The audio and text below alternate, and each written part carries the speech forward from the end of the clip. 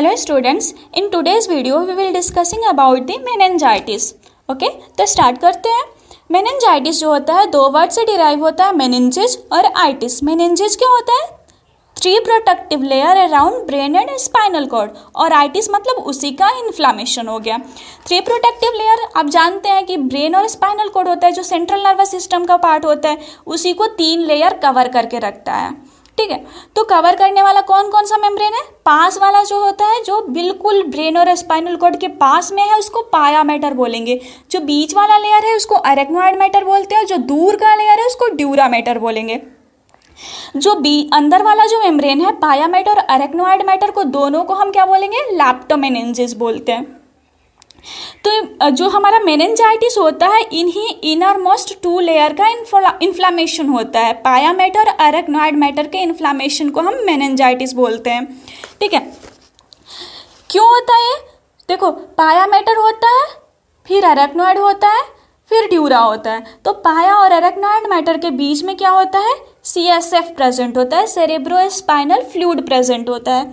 ये CSF जो होता है हमारा क्या होता है? क्लियर वाटरी होता है, लिक्विड। ये न्यूट्रिएंट को कंटेन करके रखता है। और कितना इसका फॉर्मेशन होता है डेली इसका जो होता है 500 जो होता है फॉर्मेशन होता है, बट 350 ml जो होता है रीअब्जॉर्ब हो जाता है। 150 ml ही प्रेजेंट रहता है हमारा सब एरेक्नोइड स्पेस में। इस CSF का काम क्या है? CSF का ये काम है कि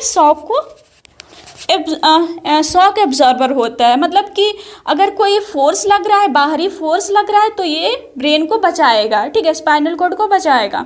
क्या करता है? डैमेज से बचाता है। और क्या करेगा? ब्रेन को लुब्रिकेट करके रखता है, और न्यूट्रिएंट प्रोवाइड करता है। जो भी वेस्ट प्रोडक्ट है उसको रिमूव करेगा। और ये फ्लूइड क्या करता है? बाउंसी फोर्स की तरह भी काम करता है। जैसे कि हम कुछ चीज़ जो होते हैं फ्लूइड में इमर्ज करते हैं तो उसका वेट कम हो जाता है, उसी तरह से मान लो हमारे ब्रेन का वेट 1400 ग्राम है, तो फ्लूइड में होने के कारण हमें 50 ग्राम के अप्रॉक्स फील होगा। ठीक है, तो बायोप्सी फोर्स की तरह भी काम करता है। अब क्या होता है कि जो मेन हमारा कॉज होता है CSF का इन्फ्लामेशन। CSF का इन्फ्लामेशन जो होगा वो उसके थ्रू जो होगा बैक्टीरिया वायरस आएगा और हमारे ब्रेन के जो पाया मैटर है, अरेक्नोइड मैटर है, उसमें इन्फ्लामेशन कर देगा। तो ये हमारा CSF में इन्फ्लामेशन मेन कॉज हो जाएगा। इसका डेफिनेशन क्या होगा? डेफिनेशन तो आप लोग ऐसे ही लिख लोगे। अब meningitis is a disease cause by the inflammation of the protective membrane covering the brain in spinal cord known as meninges. क्या होता है meningitis? Inflammation of protective membrane covering the brain and spinal cord. जो भी हमारे brain को और spinal cord को cover करके जो मेम्ब्रेन रखता है, उन्हीं की इन्फ्लामेशन को हम मेनिंजाइटिस बोलते हैं। इसमें एटियोलॉजी देखते हैं। एटियोलॉजी में हमारा ऑटो इम्यून डिजीज़ भी आ जाता है। जैसे कि हमारे बॉडी के सेल खुद अपने आप को किल करने लगता है, तो ये भी कॉज में आ जाएगा। फिर क्या होगा? Adverse reaction to medication. कुछ मेडिकेशन क्या होता है स्टूडेंट्स कि हम लोग डायरेक्टली देते हैं, इंट्राथेकल थेरेपी। इंट्राथेकल थेरेपी में क्या होता है कि हम डायरेक्ट CSF में मेडिकेशन देते हैं, तो उसको हमारा वायरस बैक्टीरिया को जल्दी CSF के थ्रू, स्पाइनल कॉर्ड के थ्रू ब्रेन में चला जाता है और इन्फेक्शन कर जाता है।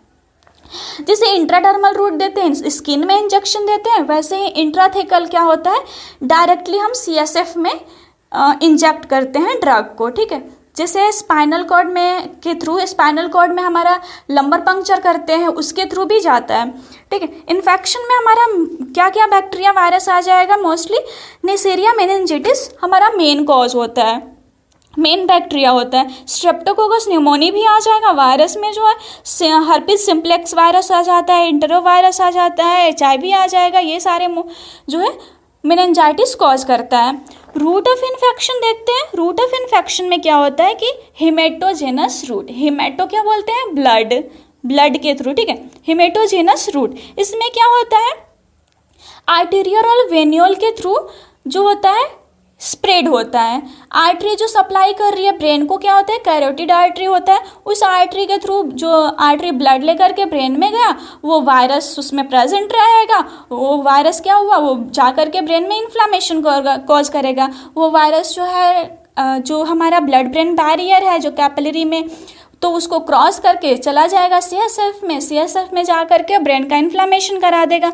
डायरेक्टली जो होता है ट्रोमैटिक, जैसे हम कि लंबर पंक्चर कर रहे हैं, लंबर पंक्चर में क्या होता है कि हम कोई CSF लेते हैं, लंबर पंक्चर में CSF निकालते हैं नीडल के थ्रू, तो उसके थ्रू भी हमारा क्या है, एसेप्टिक टेक्निक नहीं यूज़ कर रहे हैं, तो उससे भी इन्फेक्शन होने का चांस है। ठीक है, डायरेक्ट कंटेक्ट में जैसे आ जाएगा रेस्पिरेटरी ड्रॉपलेट, जैसे कोई पर्सन है, इन्फेक्टेड पर्सन है, वो स्नीज कर रहा है, कफ कर रहा है, तो उसमें ड्रॉपलेट्स के थ्रू भी इन्फेक्शन होने का चांस रहता है। ठीक है, अब ये देखते हैं कि जो बैक्टीरिया और वायरस अगर इन्फ्लामेशन किया है, इन्फेक्शन किया है, तो उसको क्या बोलते हैं, एक्यूट मेनिंजाइटिस बोलते हैं। लेकिन अगर फंगाई से इन्फेक्शन हुआ है तो हम उसको क्रोनिक मेनिंजाइटिस, वो क्रोनिक चलता है, ठीक है, तो लॉन्ग पीरियड तक, तो उसको क्रोनिक मेनिंजाइटिस बोलेंगे। पैथोफिजियोलॉजी में अगर देखें तो जो बैक्टीरिया है वो क्या हुआ, इन्वेजन हुआ नेजोफैरिंग्स के थ्रू। अगर कोई इन्फेक्टेड पर्सन ने क्या किया, स्नीज किया, कफ किया, तो हमारे नेजोफैरिंग्स के थ्रू बैक्टीरिया का इन्वेजन हुआ। फिर क्या हुआ, इंटर किया वो ब्लड स्ट्रीम में, ब्लड स्ट्रीम में इंटर किया और ब्लड के थ्रू चला गया हमारा ब्रेन में, और वहाँ पे जो ब्रेन है वहाँ के ब्लड ब्रेन बैरियर को क्रॉस कर गया। क्रॉस करने के बाद क्या किया, हमारा CSF में अपना प्रोलिफरेशन किया। ठीक, प्रोलिफरेशन किया, फिर क्या किया, वहाँ के जो एरेक्नोइड मैटर है, जो पाया मैटर है, उसमें क्या हुआ, इन्फ्लामेशन कॉज किया। इन्फ्लामेशन कॉज किया तो हमारा ICP इंक्रीज कर गया, ICP इंट्राक्रैनियल प्रेशर। ठीक है, तो ये हमारा इंक्रीज कर जाता है, तो उसी के अकॉर्डिंग साइन सिम्टम आता है। ठीक है, तो कुछ चीज़ें मैंने आपके बुक से ऐड किया है, जैसे एपिडेमियोलॉजिकल फैक्टर, इसमें एजेंट आ जाएगा नेसेरिया मेनिंजिटिस, जिसको हम बात कर चुके हैं, ये ग्राम नेगेटिव डिप्लोकोकाई होता है।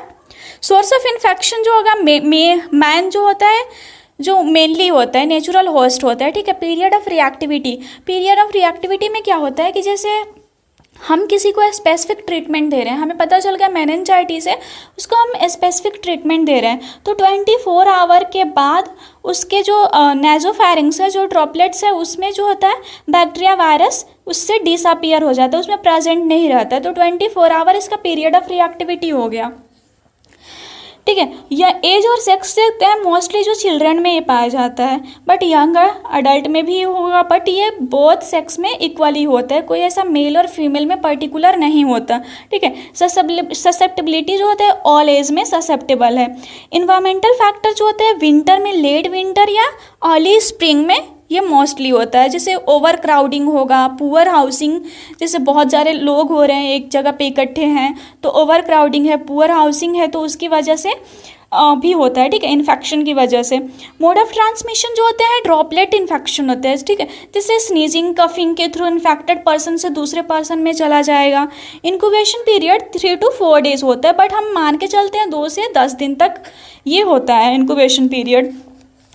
साइन सिम्टम क्या क्या आ जाएगा, बेबी में और यंग चिल्ड्रन में अलग साइन सिम्टम आएगा, और जो ओल्डर अडल्ट है और ओल्डर चिल्ड्रन है उसमें अलग आएगा। ठीक है, तो जो हमारे बेबीज़ हैं उसमें क्या क्या आएगा साइन सिम्टम, फीवर देखने को मिलेगा, वोमिटिंग होगा, इरिटेबिलिटी, बच्चा इरिटेबल रहेगा, और जो हमारे फीड करने से वो रिफ्यूज़ करेगा, फीड नहीं करेगा, हाई पिच क्राई करेगा। ठीक है, और जो उसका स्किन है वो पेल हो जाएगा, जो फंटानेल्स है वो बल्ज कर जाएंगे, टेंस हो जाएगा। ठीक है, फंटानेल्स क्या होते हैं, इंटीरियर फंटानेल्स, पोस्टीरियर फंटानेल्स तो होते हैं मेनली, बट और भी फंटानेल्स होते हैं, बट 2 मेन बात करते हैं। तो उसमें क्या होता है कि बच्चे जो मतलब कि जो न्यूबॉर्न बेबी होते हैं उसमें क्या होता है, वो फंटानेल, यंगर बेबी में इन्फेक्शन हुआ है तो उसका फंटानेल क्लोज नहीं हो पाया, तो जब भी हमारा फ्लूइड बढ़ेगा वहाँ पे इंट्राक्रैनियल प्रेशर बढ़ेगा, वो जब बच्चा क्राई करेगा तो इंट्राक्रैनियल प्रेशर बढ़ जाता है, तो फंटानेल जो होते हैं वो बल्ज कर जाता है। ठीक है,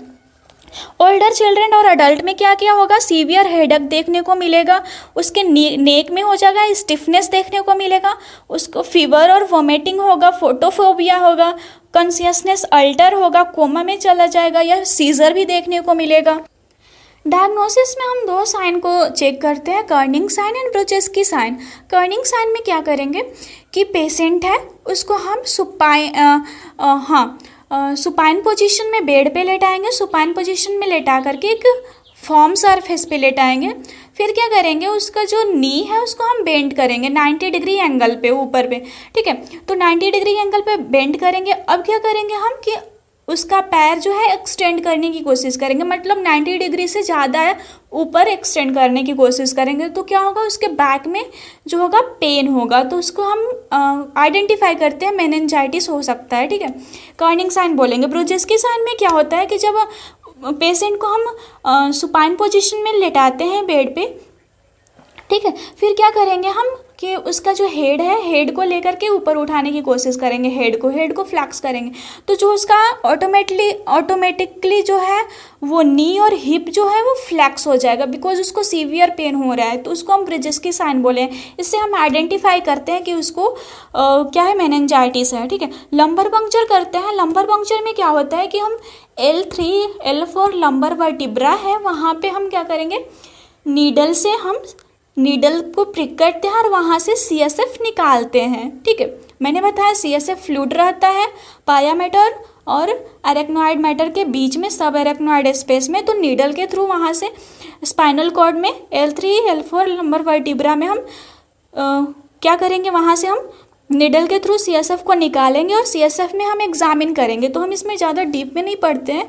CSF का एग्जामिन करके हम ये चेक करेंगे कि बैक्टीरियल इन्फेक्शन है कि वायरल इन्फेक्शन है, क्योंकि बहुत सारे उसमें न्यूट्रिएंट होते हैं CSF में, WBC होता है, प्रोटीन होता है, तो ये सब होता है। तो अगर हमारा बैक्टीरियल वायरल इन्फेक्शन है, वायरल इन्फेक्शन है, तो इसमें क्या होता है, कुछ चीज़ें इंक्रीज कर जाता है, WBC इंक्रीज कर गया, लिम्फोसाइट इंक्रीज कर गया, प्रोटीन इंक्रीज कर गया। तो उससे हम इन्फेक्शन चेक करते हैं कि किस चीज़ से इन्फेक्शन हुआ है। तो आप याद रखो कि जो हमारा लंबर पंक्चर करके डायग्नोसिस में हमारा लंबर पंक्चर करेंगे, उससे CSF निकालेंगे और CSF के एग्जामिन करके हम ये चेक करते हैं कि बैक्टीरियल इन्फेक्शन है कि वायरल इन्फेक्शन है।